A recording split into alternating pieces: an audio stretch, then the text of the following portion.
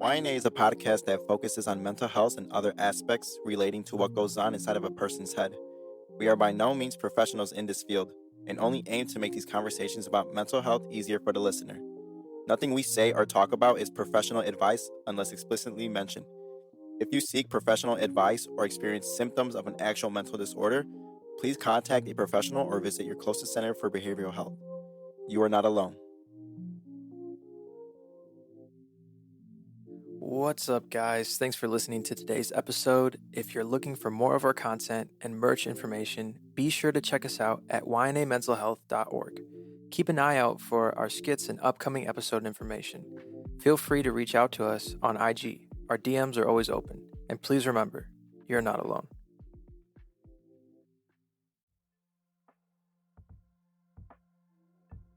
Hello. Welcome back to another episode of YNA Mental Health. Today's topic, the history of mental health and how mental health came to be.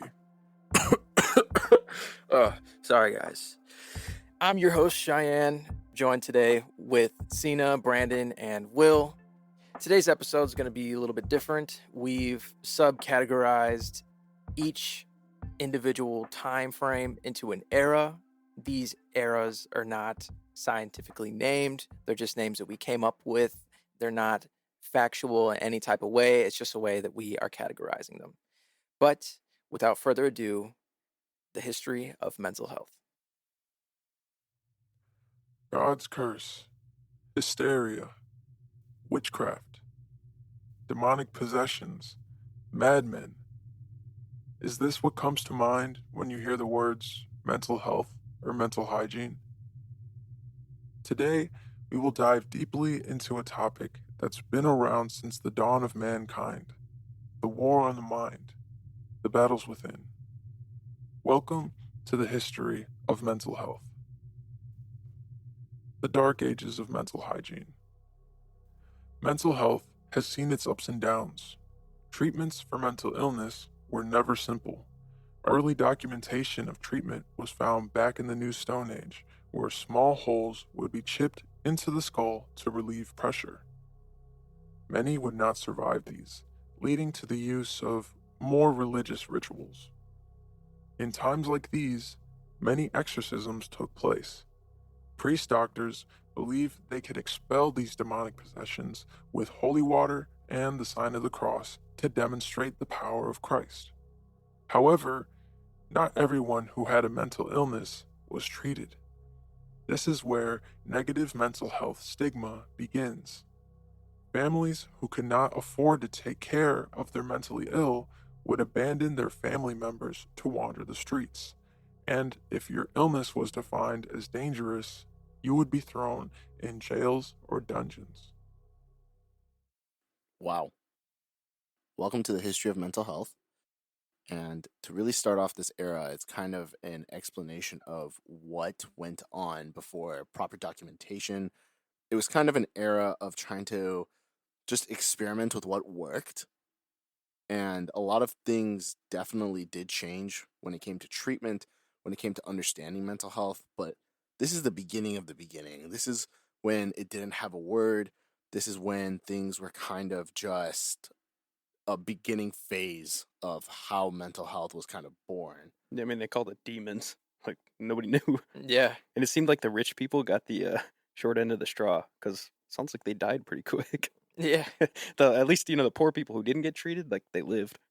Yeah, that's very true, because these Oh, yeah. treatments were so widely I don't like using the word insane, but truly were widely demonic in the way that they would fix things. And so the holes in the head were called trephining. These instruments somehow relieved pressure.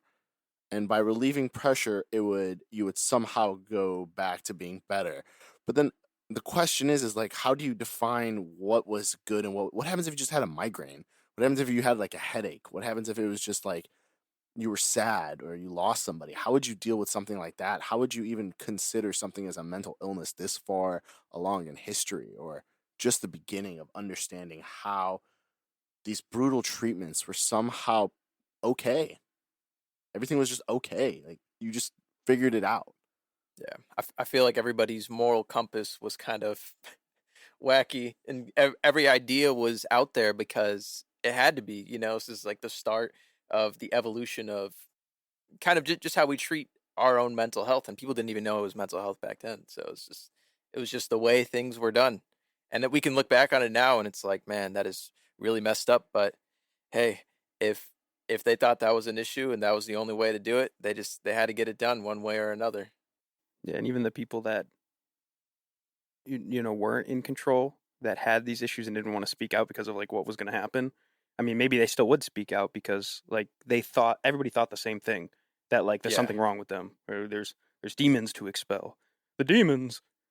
Oh yeah, and if I was my modern day self thrust into this era, I would be like, Jesus Christ. I would never, even if I was sad or anything, I would just be like, everything's fine every single day. I'd be like, no, I'm good. You can keep that pick away from me. I don't got any pressure in my head. That's what I'm saying. Like the Right? risk, or like I don't know, like wouldn't like the risk of knowing you're going to die cross your mind? Because if you were considered ill in that era, and that was like the only way have they seen about treating somebody, like Mhm. just the rate of people just dying like really quick doing that procedure or what they did, Yeah. like wouldn't that also cause kind of like a scare to the people in that era, like, oh, I don't want to be considered as like ill, or I don't want to be deemed as crazy because then I know they're going to do this to me and I'm not going to survive. I guess like for the rich, kind of like what Will just said, Oh but for yeah. the poor people, they could just go on about their day and just kind of just lie about it. But the Mhm. rich people, I feel like during that time, they would have to lie about it too because they don't want to be going through the procedure. I'm pretty sure it was painful. Don't get me Still, wrong. I mean, they could have Oh yeah. wanted it, because Mhm. like they don't know. It's like, I have to get this out of me. I have to expel the demons, or I'm gonna die anyway. But we're looking at a time era that's also the mortality rate of everyone dying was pretty Yeah. Yeah. high. You Everybody wouldn't dying of it. survive very long. Like Yeah. in your lifespan, I would say you probably made it to your 30s before getting a really bad disease and then just died. Like there was no one who in this era thought they were making it very long in life. Like you just had a very short window and that was it. Like Mm. either you died by some sort of illness, either you died in war, or either you died in a very I would say A gruesome manner. gruesome manner Yeah. or an accident. Something like back then, like getting hit by a horse, like if it hit you in the head, like you weren't gonna live very long, like there was Yeah. there's You're way done. too many ways of dying without any treatment. So mental illness could have honestly just been another one of those things that would have just been like, well, I have it, I'm not gonna survive very long either way, like whether I Yeah. died from this or died from something else. Now I'm curious about the future of mental health, just because we were talking about age and how mortality rate Yeah. is now like you live longer, right? What if we, when we get to the point that like you can live till what, 200 years, maybe? Like, how many new like mental health problems will spark between the ages of Oh like yeah. 100 and 200? That's a good question. Yeah, that's a good thing to think about, because it's just like, man, if in the future, say I'm like living to like 200, it's like, what type of mental health issues will I have? Or, Like like, what if we between could like live my forever? 150s and like 200, yeah, for What, like, forever. what? Yeah, how many problems would there be? Like, would you A have lot. like? Is it good to live forever? No. We're getting off topic. Continue. Yeah. As we take a look back into the other civilizations, the ancient Egyptians had a much more better understanding of what to do with mental illness. So, an actual treatment that would be recommended by ancient Egyptian doctors, or as they would call them, different kinds of what would you say? What were their names? Like shamans. Yeah, like you could consider them shamans. They said to engage in recreational activities such as concert, dance, and painting in order to relieve symptoms and achieve some sense of normalcy. And See, now that seems normal. It's like, hey, you should just live a happy life, and then maybe you'll get happier. Yeah, dance it Be out. less Mhm. depressed. Yeah, I think they did I a lot of prefer that. psychedelics. And, Yeah, probably, that might right? have helped. That might have made it worse. I don't know. I'm not a doctor, but that's probably better than like, hey, can you drill that hole in my head tomorrow? Like, can I set an I appointment for that? 100% agree with you. But I think everybody came to the same understanding, mostly, that this whole issue with mental health was a supernatural force that stemmed from some unnatural occurrence in the human body. So it seemed like everybody was kind of on the same page and everybody had their own treatments. I mean, that's pretty normal to this day, too. Like, every civilization, every country has their own way of like answering some sort of issue. Mhm. They might go about it differently, but most countries are on the same page, some aren't, and some have different views. I mean, but that's how natural healing came to what it is now, that people would try different methods instead of going either, well, again, this is back then, so different treatments were so vast and so completely different to the point that it was just, and also you had no ways of communicating with other civilizations and figure out what truly happened, because a lot of work was either burned, destroyed, or Yep.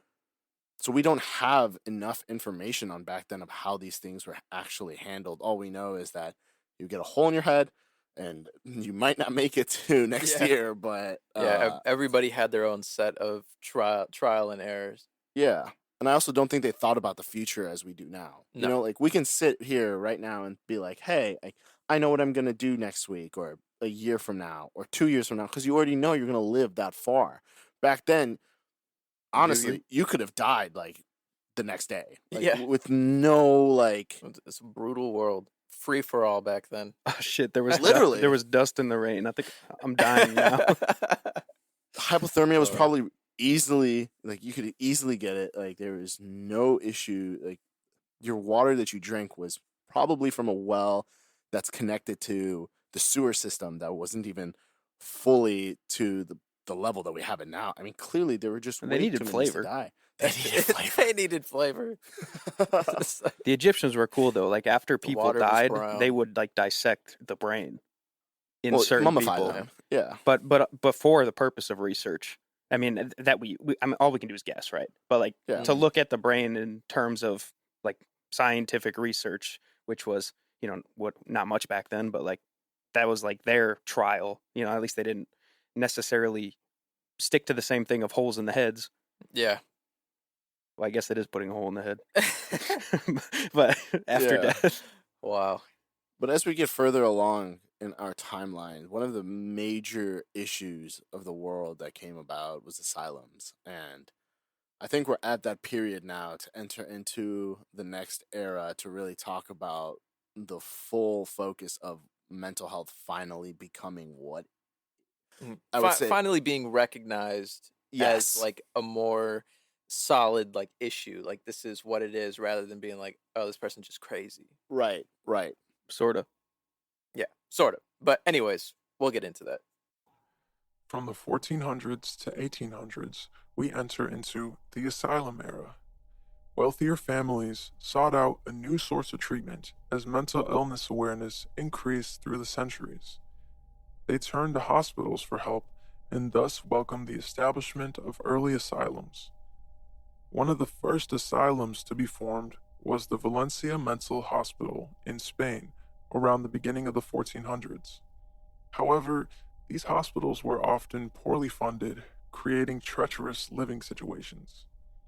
The main goal of an asylum was not to treat the mentally ill, but for families to have the ability to abandon their relatives so they wouldn't feel the burden or shame of taking care of their own.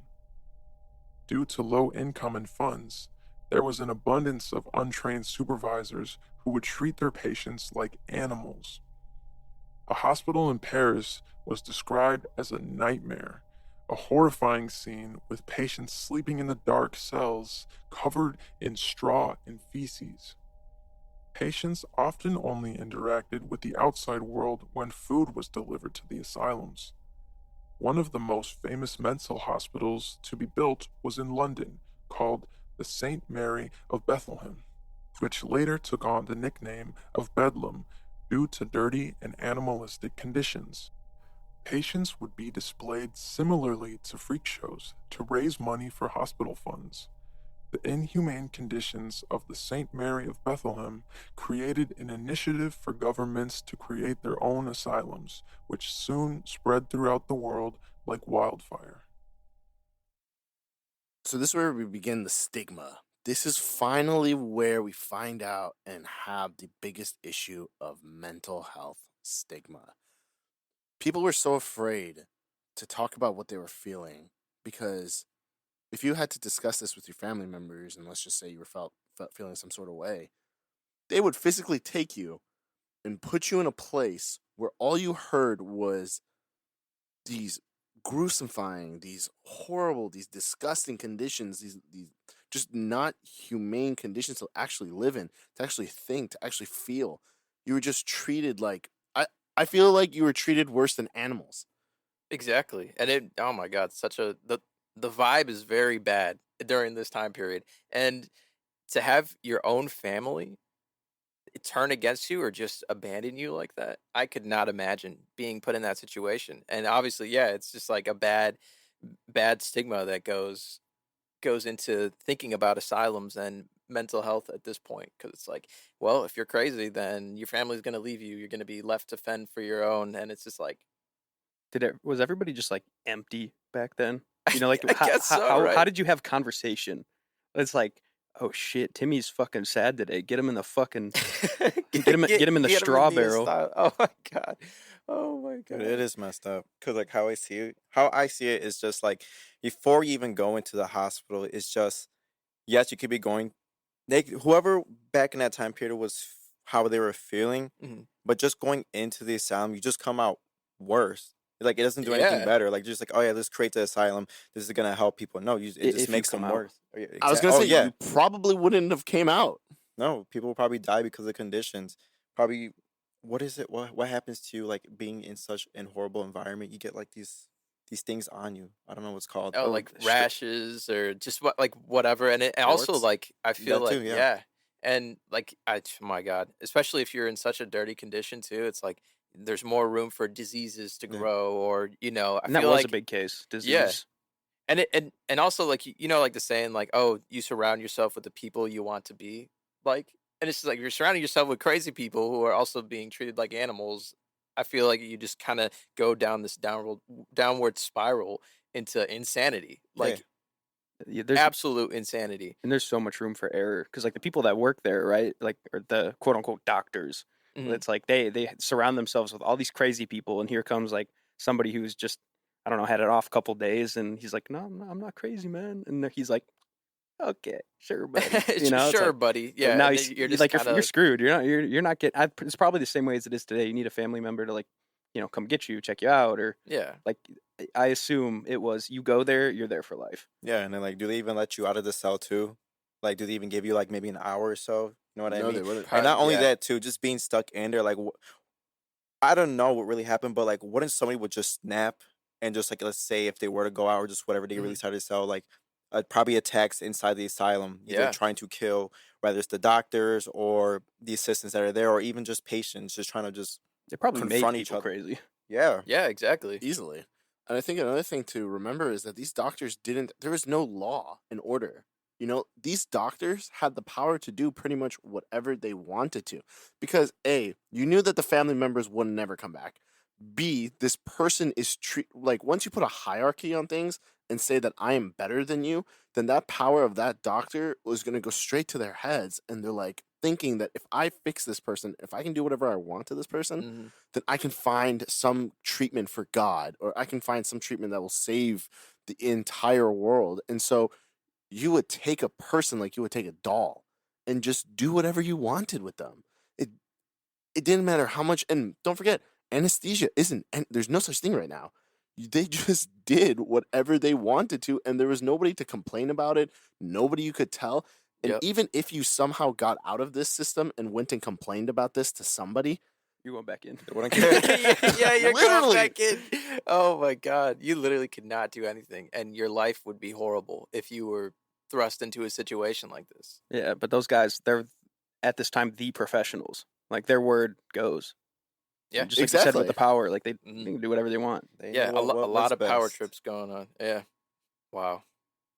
So I want to talk about Bedlam, or St. Mary of Bethlehem. Mhm. I did a little bit of a deep dive into this to kind of understand what this hospital really did. I think the scariest part about this hospital was allowing their patients to kind of roam outside, which was believed as like one of the better things to do, but they would be told to go and act like freaks so that they could raise money for the hospital, because people would actually use this as like a kind of amusement. Because remember, there's no phones, there's nothing. Where do you get your entertainment from? From people hanging, from watching people like get slaughtered in front of you, or you go to the brothels or whatever you would do. Yeah. But there was no true form of entertainment. And if you watch somebody kind of mentally go insane in front of you, I wouldn't be surprised if they gave them joy and excitement to watch all of this happen in front of their eyes. Right, it's just something new. messed It's like up. the entertainment. Exactly. I think those hospitals will charge for the normal just to come in and just watch them. Be like, yeah, you don't want Yeah. to be like this, or trying to give them like their lecture. Oh Be yeah. like, or like for example, the mom like, hey, sweetie, you know, if you keep doing like this, you don't want to be like this person, that person, and who knows, even before the person went in, maybe they were like, how much you guys said earlier, maybe just like, I'm not feeling too much this and that. They went from just maybe just a little down to just completely To batshit crazy. being displayed like a zoo animal. That is disgusting These to are like think humans. about now. Yeah, there were doctors too, whether it was for their own personal profit or for whatever hospital they were working at, but there were several asylums who like you could go there and like powerful men could pay to like be in a room with one of like a person who's Yeah. 100% mentally ill personal profit. as a woman. Because if they really wanted Yeah. to use the money for good, they could have put it towards the hospitals. But as the history that we looked over and kind of like did our research on, yeah, they never improved any of the asylums whatsoever. Yeah. For a while. Absolutely This is fucked. hundreds For of years Years, yeah. of nobody standing up and being like, hey, little Jimmy, I haven't seen him in a really long time. And I actually saw him outside mentally not okay. And then on top of that, if you think about like display shows, if you're with your little daughter, like you were saying, like your mom would be like, you don't want to be like little Timmy. You don't want to turn out and end up in here, do you? Right. So whatever you're feeling, just keep it inside. You'll be okay. Like there's nothing to be worried about or scared about. So this is a true form of manipulation on stigma. So again, Yeah. like we said, this is where it all started. This is how it all began. This is why people don't truly probably talk about their feelings, is because you were so terrified of being thrown into somewhere that you would never come out of. Yeah. And it definitely got 100% worse compared to the last period, the beginning of mental health. This is like, you know, I would say one of the darkest times in our mental health history. And we can describe what the cells were like as they were presented. So you would first be shackled to the wall inside of a cell with a bunch of other people shacked to the wall. They were iron cuffs. And so, of course, they could have been rusty. They could have been, you could have easily been like poking yourself, bleeding from your arms. Yeah. No problem.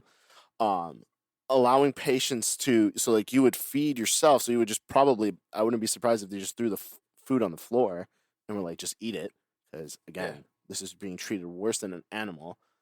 And how would you sleep on a cold ground in the middle of winter? Like, there's no heating. All you had was straw and your feces to keep you warm. So all of these things, like, even if you weren't considered mentally, even if you were considered to have bad mental health, you would, like you said, Will, like, you would naturally become mentally insane because you surrounded yourself in the Yep. kind of environment of the mentally insane. I wonder what the suicide rate was during that time inside those hospitals. You couldn't kill, but you couldn't kill yourself. I don't believe you had enough opportunity to commit suicide. You're shackled No, to the wall. Your that's arm, true. like, there's no razor blades or anything that they could give you. I don't think. You could use. I mean, the probably chances they just they probably did. You know, not even so that the doctors probably did it too. It's like, oh, the doctors, like I'm gonna die from the doctor. Like it's gonna happen anyway. Yeah. You know, like we have no idea what actually like went on, but all of it was specifically fucked. Yeah. Specifically. It is truly a nightmare, a nightmarish scene. So I know we've been trying to paint this picture of these horrible, horrible conditions that these people lived in and were treated like, and how this all began. And as we're entering into our new era, you kind of get a better understanding of how things were kind of shifted. So let's hear it. Yeah, let's get into it. From the 1800s to 1940s, we enter the war era. In the USA, mental asylum conditions continued to worsen. With the Civil War coming to an end, many soldiers would come back with shell shock, which would later be called PTSD. An American advocate named Dorothea Dix took a trip to England where she came down with horrible lung problems. During her hospital visits, she learned of the contrasting differences in mental health treatment compared to the US. Completely shocked by this newfound information, she strived to change the mistreatment of mental health patients for the better. This led to the mental hygiene movement. Dorothea managed to incite change in the mental health care industry. However, many countries did not change, such as Africa, which had only just started its mental health reform. The first mental asylum in Nigeria was not created until 1906, with the conditions being much worse than that of more progressive countries. It would take a brilliant genius to continue the psychological advancement of mental health. Introducing Sigmund Freud, an Austrian neurologist referred to now as the father of modern psychology, who forever revolutionized our views on mental hygiene. He published 24 volumes of psychological studies on the structure of the human mind. He believed that the mind is split into the ID, the ego, and the superego. The ID is the primary component of personality. The ego is responsible for dealing with reality, and the superego internalizes moral standards. Here are a few examples of each. The ID. A baby is crying because they are hungry and need food to satisfy the basic need of hunger. The ego. You're in a meeting and you become hungry, but wait patiently until the meeting is over to get food, managing your reality. And lastly, the superego. You are in the middle of a test and can see a classmate's answers, but you fight off cheating because you know it would be wrong. It did, however, take a while for Freud's ideas to become widely used, but the overall conditions of asylums needed to come to an end.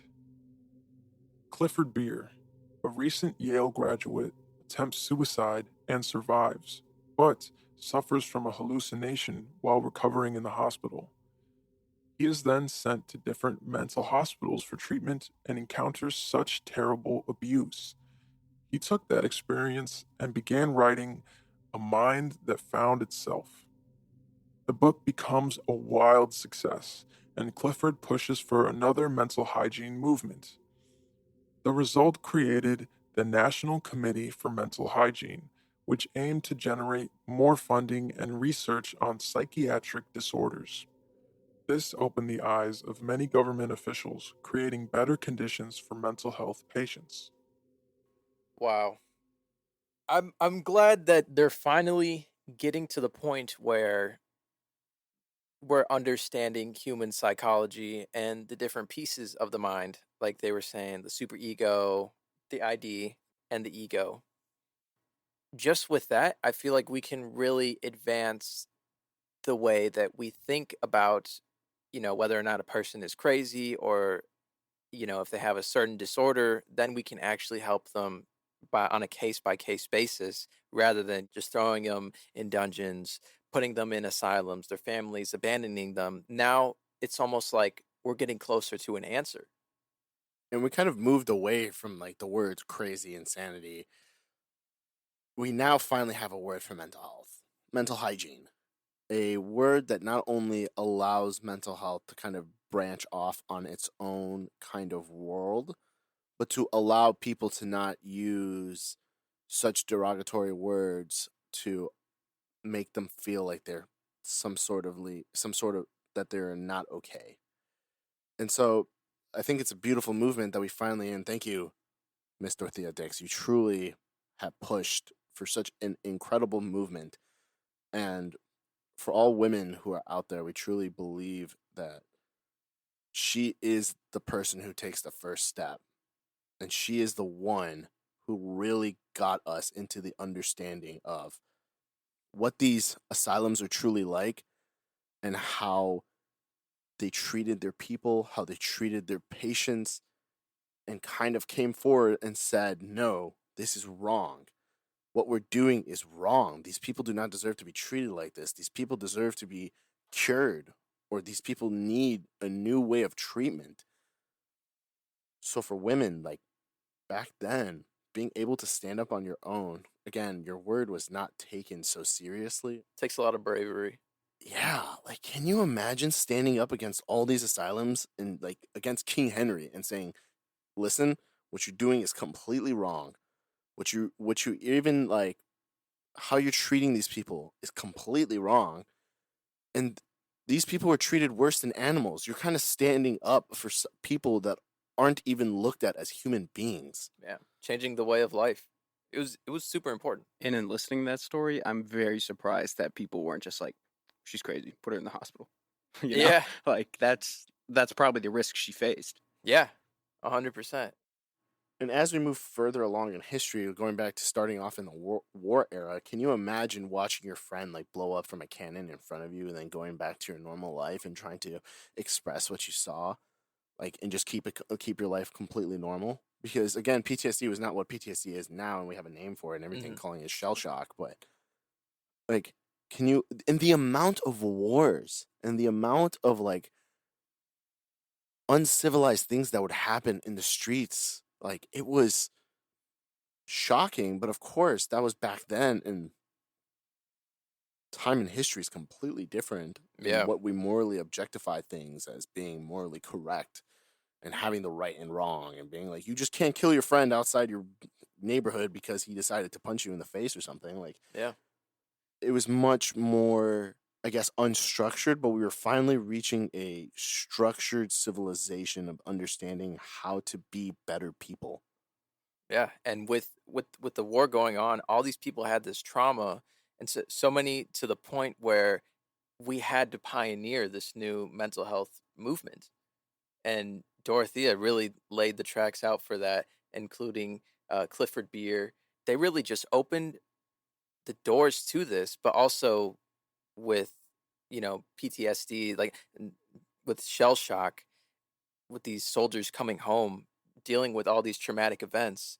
It's like this had to happen, and this was the right moment where everybody could come together and be like, "This needs to be done." Even coming back from the war for those soldiers, how would they go about their daily life? Because I know that the asylums were still up and everything, and this is kind of like the big push of, starting something new to start revolutionizing mental health. Like, kind of like you said with the shell shock, like these soldiers coming home, like they think to themselves, like, they probably sit in their rooms, or if they came back to the wife, their kids, whoever the case may be, like, how will they talk about their situation? I mean, I know they'll talk about it with their wives, like, this is what I Mhm. saw.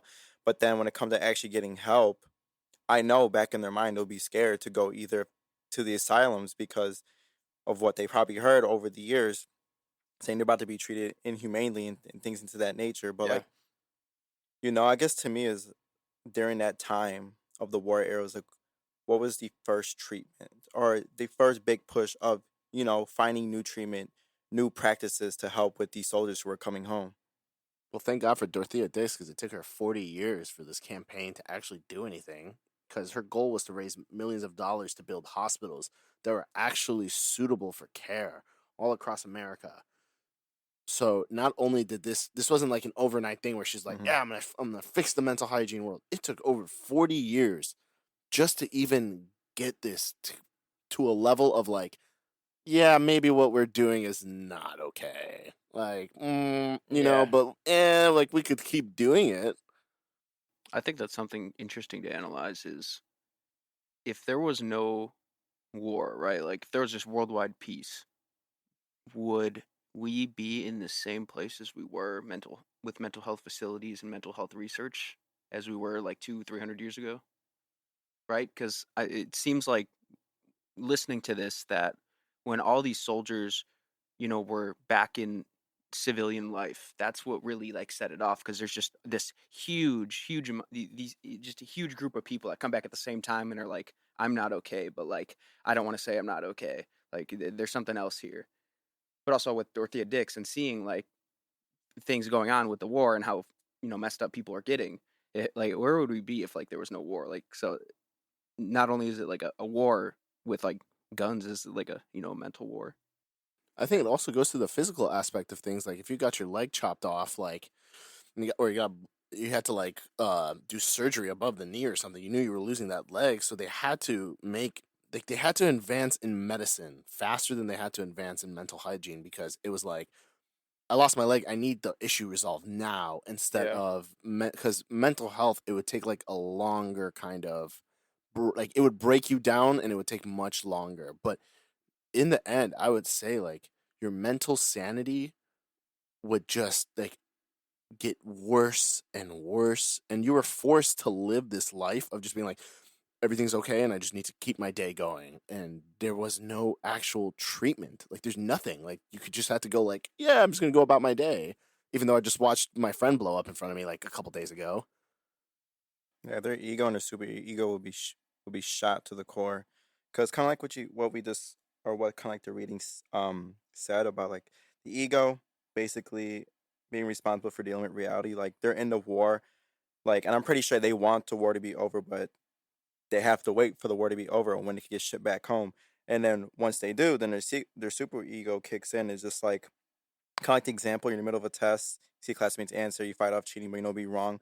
But like to them, it's like they know they need help. They want to get help, but they fight off getting the help because they knew what's going to happen to them if they go request for help, They thought and it they was don't want to wrong. go through that. Yeah, they thought it was wrong, and they don't want to be treated as what happened in the asylums or wherever they will go to. Like they don't want to be treated wrong. Like I fought off for my country. I defended my country, and for me to come back home and ask for help, I'm going to be treated basically like shit or a show for Yeah. other people. So I could just only imagine like the battles going through their mind, going back and forth, like just either pacing back and forth or just like internally screaming with themselves, like there's no hope out there.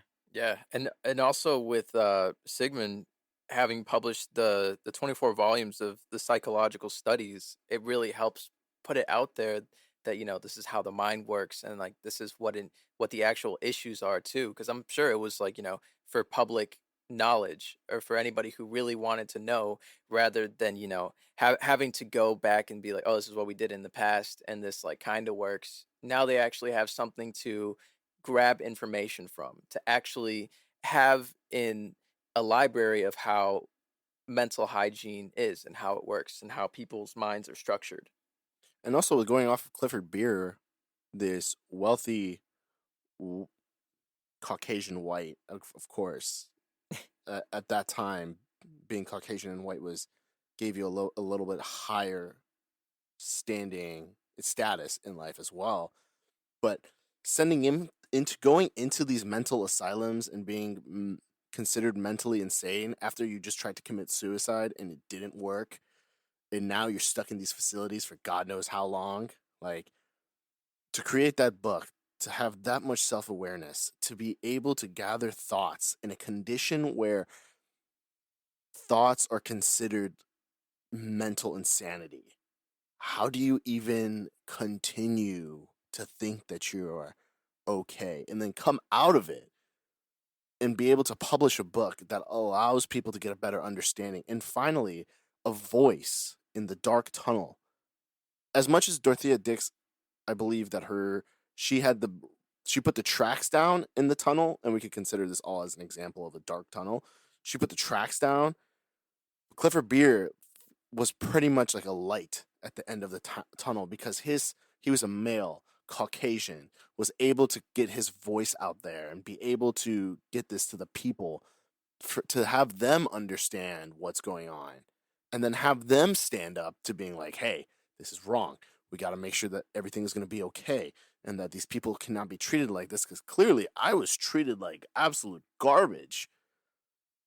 Yeah, he really opened kind of the eyes of our government and like how they view mental health, because it was kind of thrown in their face. Like, this is how people are coming back from war and rejoining society. We need to do something about this now.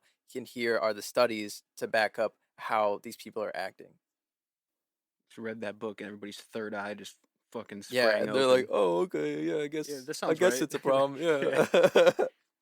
So, as psychology continued to advance, Sigmund Freud really had, and there were a lot of also undefining factors about Sigmund Freud. He wasn't one of the best human beings in the world. He did have something against women. I mean, with every brilliant genius, we're not always perfect, but in his level of psychology and understanding was absolutely incredible to be able to not only change the way that we thought, but also help treat people into understanding what kind of mental disorder they had was absolutely eye-opening, because at that time, being able to have your theories considered being have your theories understood and be able to implement them into normal psychology on people was also terrifying, because at this point treatment is so widely different.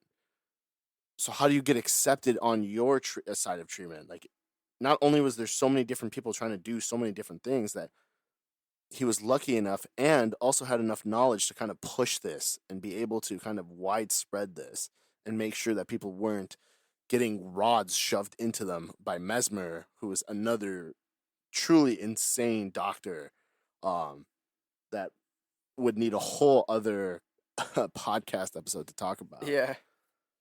But Well, I'm in this era, things are starting to look up, and I feel like from this time period forward, we're actually on the right path to understanding rather than just having the quick fixes for things. and this is where all treatments begin to kind of move away from, Like the experimental testings. Say 'Cause- true experimental testing. yeah. Like there's groundwork laid, you know. So we finally move away from testing out weird treatments into finally having structured treatments that could help. And now we're going to enter into our next era, which will give you a completely better understanding of how things are treated. From the 1940s to the 1980s, we enter our pill era. With World War II ending, soldiers' overall mental health conditions declined rapidly. Over 500,000 soldiers came home with some sort of psychiatric disorder. Various treatments were used, but the most common were somatic treatments. These treatments were electroconvulsive therapy, psychosurgery, and psychopharmacology. Electroconvulsive treatment was not used to treat many patients and was instead used as a punishment for these poor souls.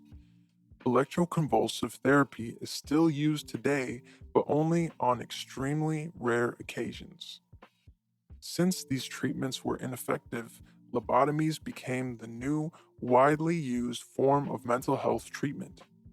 A lobotomy is when a patient is shocked into a coma following the use of a tool that resembles an ice pick. This pick was hammered right above one's eyelids to disconnect nerves holding the emotion center and the frontal lobe of the inner brain. Lobotomies were quick and cheap, leading to their widespread popularity. However, side effects began to set in. Many patients felt emotionless and disconnected from reality. Roughly 25% of patients died following this gruesome procedure. Psychopharmacology is what changed the entire mental health treatment plan of this era. In 1949, the drug lithium was introduced, which led to the use of chlorpromazine, better known as Thorazine, and then Prozac became the #1 antidepressant used for treatment. Rapid deindustrialization helped push for psychoactive drugs to take over the market, but unfortunately, many mentally ill patients continue to not receive the proper treatment even when medicated, causing an increase in homeless and addicted mental health patients.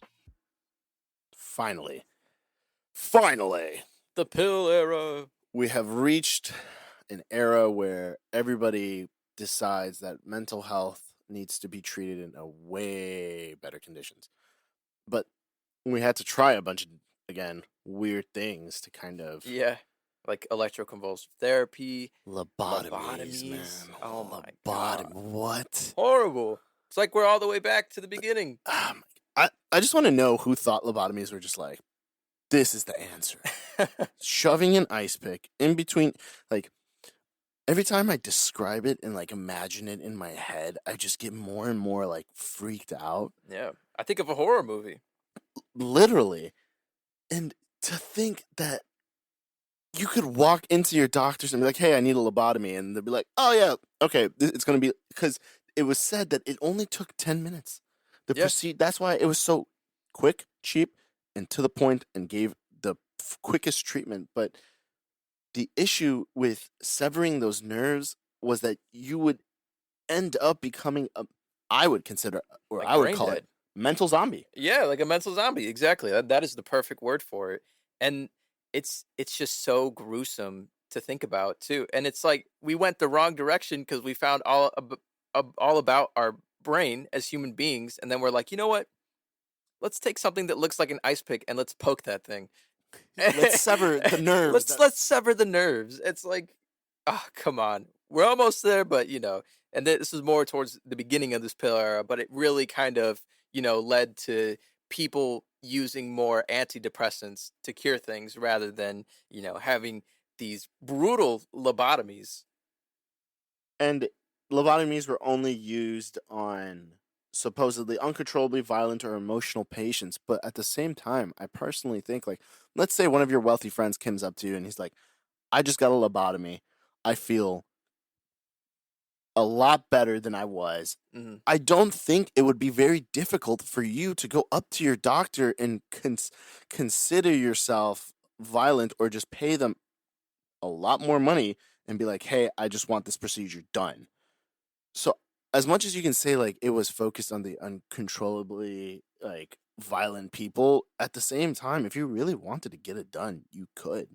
But Yeah. like with lobotomies, though, I don't think you could speak. I'm pretty sure everything was cut off in Yeah. most cases, and I think they did that on, like, they wanted that to happen. The Mhm. doctors who did this psychotype therapy, but I'm pretty sure you were essentially just a walking zombie. You had to be like your sense of purpose no longer existed. Your ego no longer. You're just a body. You're literally a Yeah. zombie. You can't speak. You can't. You don't even. No one knows, right? Because they can't explain what's going on in their head. But it looks like they can't even think. They don't have a mind of their own. It's just you have to physically lead them somewhere. Like doctors would have to. You'd have to link their arms. Yeah. And you'd have to walk with them. But they were, it shows that they were good, like they were fine in the beginning. Like you physically felt fine, but the issue was like you would be unnaturally calm and shallow, and you would have no absence of feeling. So you would lose the sense of being human. So you would consider that a Yeah. zombie at that point. Like if they were physically violent, they definitely weren't after. Oh yeah. It's like, great, I'm numb now, but my quality of life is just kind of Dull. dull. Yeah. But Like, there's nothing going does that on. increase quality of life, or does that decrease it? I feel Because it's if you no decreased. longer want anything, Well, the thing is that, I feel like some of these people, they lose these emotional connections that they have to things, good and bad. So it's just like they're getting rid of all the good and bad things that go on, and then after that, like you said, we just become zombies. Is like, is that really how you would want to live life? It's like, yeah, like I don't feel the pain that I once was, but I also don't feel the joy that I also did. I think it was like a roller coaster, right? Like you're living, just the way that you would live would increase at an extremely high rate, right? Because you don't have these crazy emotions running through your head. You don't Mhm. have the thoughts. You're living life. But as you continued with life, that's when everything would do an extreme like decline. And this is why lobotomies were quickly just like, no, let's kind of get rid of this, and more new methods of pharmacology came about, where pills and medicine were more of an understanding. But hey, as much as we can sit here and say that pills were in great advancement, people would still get addicted to these. And Yeah. and these doctors didn't have, like, I can't sit here and prescribe you a normal dosage. To them, a normal dosage was probably max of what it was. So you can sit here and say that medicine was very important, and it was probably truly one of the greatest things to have come around for mental health. But you were probably given very high dosages of whatever they were giving you. Oh yeah. And again, there's no law to this. There's no law on pills yet. There's no like, I can't prescribe him this high level without having any issues. Yeah, early in the pill era, there was like, what's it called? Like numbing type medications, like tranquilizers. That's the word. Those were just over the counter, like at the very beginning, and then even afterwards when they were prescription only. And we're talking like old generation, like heavy tranquilizers. Like, Yeah. you're that's a tranquilizer. Yeah. You know. But like the doctors still, like, they didn't. There were no laws regard. It was just like, oh, try a fucking tranquilizer. Like, Yeah, here, shit, try some horse tranquilizer. Yeah, I'm feeling pretty bad today. Just okay. I'll prescribe you this. Go pick it up. It's like, Wow. yeah, this works really good. Can I get more? And then, you Yeah. know, then they're fucked up for however long it takes them to get over it. Oh Well, yeah. that sucks The- though, because then you kind of like detached from reality, and kind of like previously when we talked about the whack procedure, I can't pronounce lobotomy. There you go, Lobotomies. lobotomy. Like kind of like what Cena just described, it like emotional roller coaster. You go up, but just like right after, like you get over, like yeah, you don't feel anything. But like, what about deeper, the deeper purpose of life, the deeper meaning? Like, Yeah. depending like depending how old these people were, like what if you wanted to find love, or you want to enjoy going here, going there, or just making yourself a whole new person, but you can't even enjoy that because you lost all sense of reality, all sense of emotions within your own self. So, and also with the pills too, like yes, that is great as well that pills came out and help people, but then at the same time, like soon comes to follow up a pill pandemic, people are gonna start getting addicted. Yep. Then Addiction. that also takes control of their life drug too. So you abuse. still lose sense of reality, still lose control of your whole life, and it's just like I think later on until they start actually enforcing laws to not give such the max dosage, but actually like small dose amounts of what they think a person could take. And of course, if you need to up it, then of course you had to get prescribed to up it as well. But I mean, these are all great things that happen except for lobotomy. But the pill, at least that's great. But I mean, like It's still it trial and still has error. its negatives Mhm. that come with it, and also a lobotomy, you can't really come back from that. You know, people get back from Yeah. drug addictions, from being, overusing antidepressants and things of that nature. Whereas like the lobotomy, it's like it's disconnected forever. There is no going back. And so also, if you think about it, like this is the country of America. We're at this time period, we're a little bit more advanced. World War II has come to an end. A lot of countries have fallen. And so, of course, this medication was more widely used here, but think about the other countries that are still extremely behind Yeah. on just the level of understanding of mental health.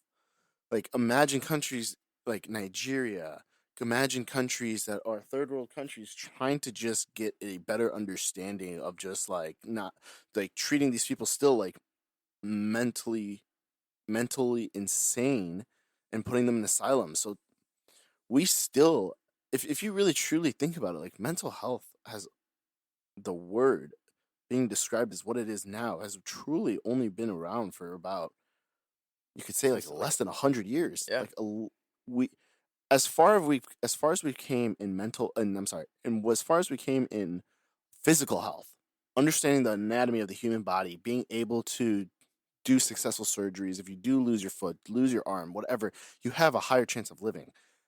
But still, we are so far behind in understanding our own mental that it's truly just the beginning for mental health. It's truly, we still haven't even, I personally believe, scratched the surface of what we could do to help people. And this is where therapy and counseling becomes such an important factor of CBT, cognitive behavioral therapy, coming into play and giving people new routes and understanding of how to go about getting the help that you need. From the 1990s to present day, we have entered our mental health era. The mental health field has undergone significant changes and advancements since the 90s. There began a growing recognition of the importance of addressing mental health issues and reducing the stigma surrounding it. This led to increased funding for research, such as the National Institute of Mental Health. Additionally, the development of new treatments, such as the widespread use of antidepressants and the introduction of cognitive behavioral therapy. In the early 2000s, there was a greater emphasis on early intervention and prevention, focusing on identifying and treating mental health issues in children and adolescents. This led to new programs and resources for schools and families to support mental health and well being, such as the National Child Traumatic Stress Network. Counseling professionals began to play a critical role in providing support for children and adolescents through individual and group therapy and addressing mental health issues. In the 2010s, there was a growing awareness of the need for mental health services to be more accessible and culturally responsive, particularly for marginalized communities. This led to increased efforts to integrate mental health services into primary care and to provide support for mental health in the workplace, such as the Mental Health First Aid Program, which was first introduced in Australia in 2001 and later brought to the US and other countries. In recent years, the global pandemic has highlighted the importance of mental health and its impact on overall health and well being. It has also brought to our minds the challenges of access to mental health services, especially for those who are socially isolated or experiencing financial difficulties. In addition, the rise of technology has made it possible to provide mental health services remotely, such as through teletherapy. This has helped make services more accessible to people in rural and remote areas. Overall, the mental health field has made significant progress in increasing awareness, reducing stigma, and improving access to care. However, there's still much work to be done to ensure the mental health services and information are spread worldwide. We're finally here. We made it. We did it, guys. What a journey it's been since the beginning of the dark ages of mental health. From holes to your head to now being able to talk about your problems. We're definitely the best version of ourselves, guys. Kind of. Kind of. For the time being, until the future hits.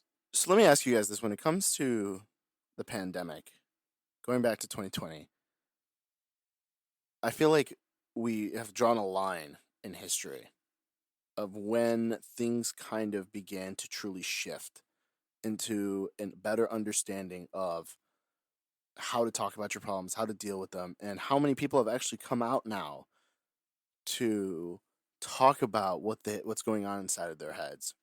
Do you guys believe that the pandemic has shifted mental health into the right direction, or are we still spinning out of control?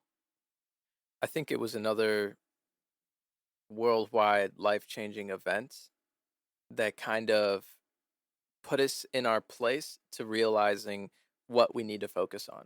Because with so many people being at home, it's like they had to face themselves rather than going about, going to their 9 to 5, dealing with other aspects of their life. This really made people sit down, look in the mirror, and realize, or like ask themselves the questions like, am I okay? Is there something wrong with me? Do I have these issues? How do I really feel with myself? Yeah, I agree. I don't think much has changed in terms of what we actually do differently in the sense of like treating the brain. hmm But because we've given more thought to it and more access to people being open to talking about it, that like paves a new road for like where it'll now go in the future. Yeah. I And hear you. I definitely think that this is leading to our therapy age, where it's just becoming more prevalent in today's society, people talking things through and getting a little bit away from antidepressants and drugs that, kind of balance the chemicals in their mind.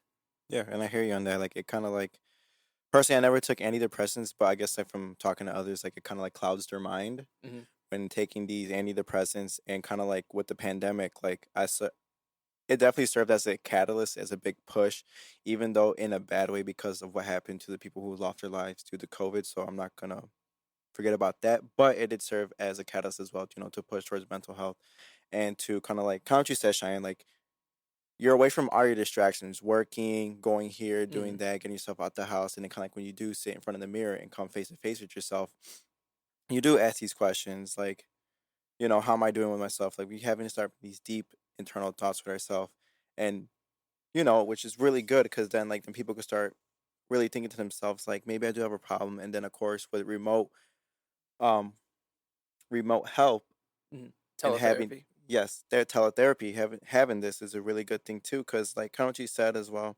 that maybe people who live in the middle of nowhere on farms things like that who don't have the Yeah. access to go that far out, they could just stay in front of the computer and talk to whoever they're talking to, Yeah. their therapist, their counselor, whoever it may be, and get the help that they need. And then they feel really good about themselves because there's more access, more resources out there, even with schools as well. Even beforehand, I can remember that mental health was not really talked about that much, or people wouldn't really, talk about their feelings. But then now that a lot of schools and universities now are pushing the agenda, like to if you really need to talk about your mental health issues, like to come see us, like Yeah. they want everyone to be okay, which I love that. Like I really love that. I love how nowadays that And it's accepted. It's wonderful to talk about your feelings no matter what you're going through. yeah. And I also think that antidepressants are still highly valid into what they need to do Oh and how yeah. important medication is and just how much we've advanced from being able to go from me getting shocked to me just taking a pill to feeling a lot better in my thoughts and understanding.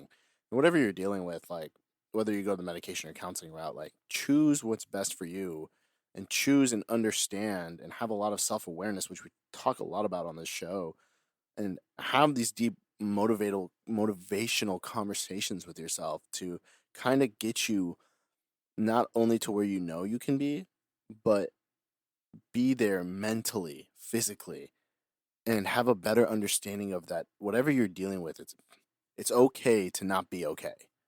You know? Have these conversations, be mindful, have self-awareness. If you need help, get the help that you need, whether it's through medication or counseling. But Yeah, on the topic of lobotomies again, I wanted to, I wanted to mention this, but because of what you said, I forgot about it, but I remember it now. In terms of, is that like the way to live?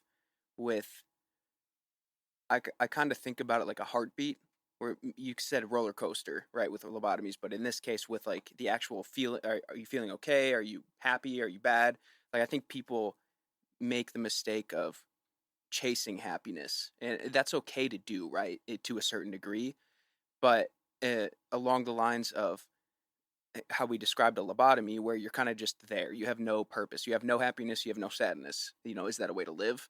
When you chase happiness, you're gonna inevitably come through sadness. Like, right? That's the comparable. If there's no sadness, there's no happiness. So then, in that case, what are you chasing? So, like, life should be like a heartbeat. Like, you want to Yeah. have bad times. Bad times are good because it makes for more better happy times, so to say. Oh yeah. So if you didn't have either of those on the sense in the sense of a heartbeat, you're just flatlined.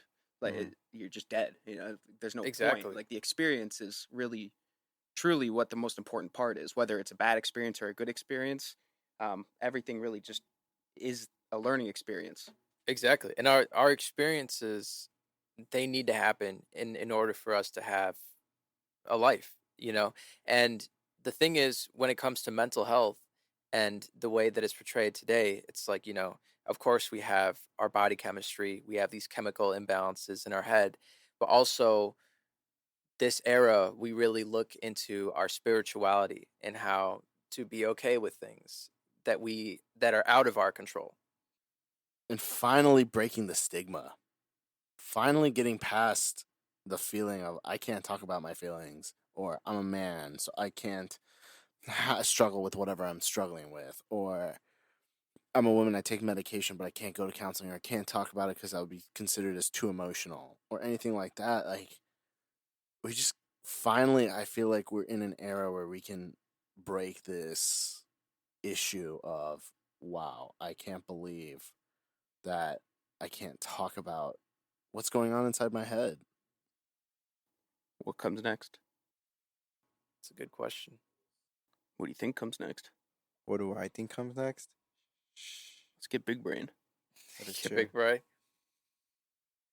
I feel like it'll be very heavily focused on our spirituality and, kind of our outlook on life rather than our controllables, you know, just acceptance, really. Yeah, I think change is a big thing. Like things are always changing, and people fight the change, and in a sense, that's kind of what starts a lot of problems. This may be very controversial, but do you think they will start allowing treatments of using psychedelics? Do you remember Oh, the one video we watched a 100%. long time ago? We watched the video together. I think we watched it on YouTube. This is maybe a couple years ago. You showed it to me. I can't remember exactly what happened, but these group of people went on a trip. They went somewhere deep, far up into the mountains, and I think this was over. Oh, I know what you're talking about. Yeah, it was meant to be like a medical retreat, but like Yes. a spiritual retreat, Hmm. sense. Like is that a medical retreat? I don't know, but that's what they called it. Psychedelics are highly used in different parts of Europe to promote healing PTSD, and like, I mean, you have to be on such a severe spectrum that they have decided that you're allowed to. But I think a decriminalization in allowing doctors to experiment with everything, because it feels like now that we have structure, everything is like lawfully permitted to be like, you can't do this, you can't use this, you can't do that. But when it comes to mental health, you should have all doors open, because if all doors are not open, if without lobotomies, we wouldn't be here. Without drilling a hole into your head, we wouldn't be here. Without Yeah. exorcisms, like, you can go back in time, and if you take these things out of time, we wouldn't have the treatments we do now. We wouldn't have cognitive behavioral therapy. Sigmund Freud may have never existed.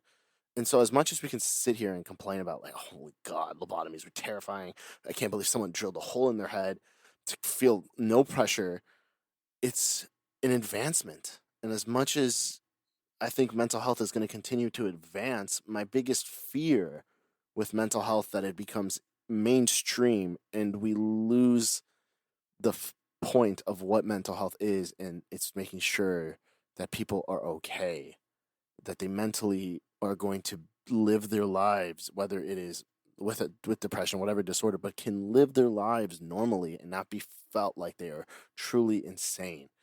So you're talking about from a treatment standpoint, like we would get too much into the how do we treat this, like something's wrong with them, rather than like how do we be okay with like living life.